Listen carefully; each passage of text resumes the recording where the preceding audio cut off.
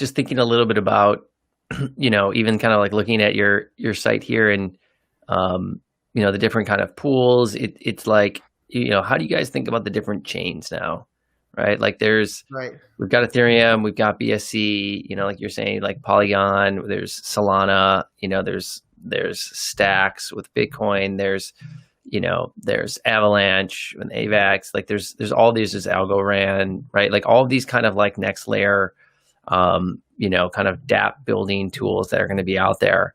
Like, how do you guys, like, I see like Ethereum and BSC on there. Obviously, like, there's a lot of action there. You can't deny it.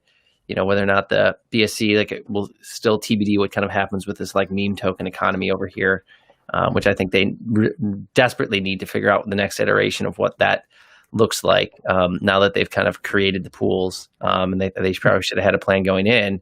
But how do you guys think about, or how are you thinking about all these different kind of chains out there? And I know you're still kind of growing these early stage things, but like, how are you going to think about adding new things when they come up? Like, what's the trigger there? Yeah, absolutely. So Polygon's next on our list. I mean, if we're talking about multi-chain, right? Right now we're prioritizing like EVM compatible chains, just because it's easy for us to integrate, right? It's the same Web3 calls using the same MetaMask wallet, right? So it's easy for users to switch between Binance Smart Chain, Polygon, Ethereum. Like from a technical perspective, Solana looks pretty good. But all of these other chains, like there's always this the trade-off. I'm sure you guys have talked about this a lot still. Decentralization and security, right? And speed, right?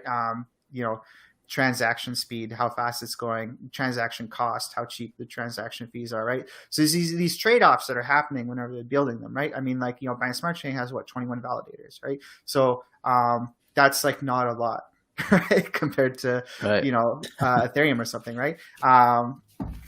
So yeah, at the same time, like, we're not in the business of like judging protocols and stuff, right? We will adapt to where the liquidity goes, right? We integrated with Binance Smart Chain because it was in demand. Like, people said, hey, we want BSC. Like, and then you go and look on PancakeSwap, and there's like, I think at the peak there's like $8 or $9 billion of liquidity on PancakeSwap, right?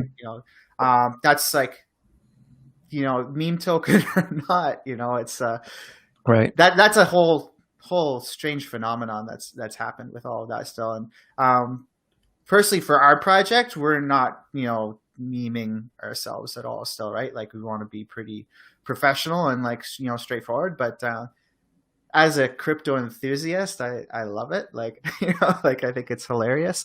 But yeah.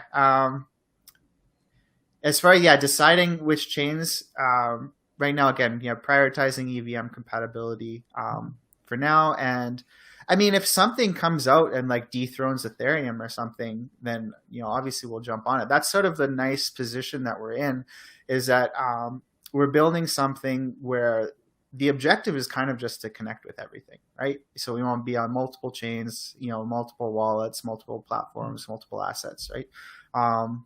And to be able to bring all of these in, and not necessarily everything, but kind of like an 80-20 approach. We want to get, the 20% that have 80% of the liquidity, for example, right? Something like that. Yeah, I do not envy, those protocols. It's a long game for them, right? Like the amount of dApps that need to be built on top, or apps that need to be built on top. That takes time, it takes people, it takes money, it takes effort. But I think once you create that business, and hopefully you're decentralized, and that's like, it's going to be one of the more sticky things in the industry. It's a tough game for those guys, though. Yeah, there's a lot of people like they're building on the protocol level, and it's very competitive. It's very hard to build a community of people to run nodes and be validators and stuff, and then get like a developer ecosystem running on top of that. It's a very daunting task. And I mean, I'm not sure if a lot of them should even be doing that.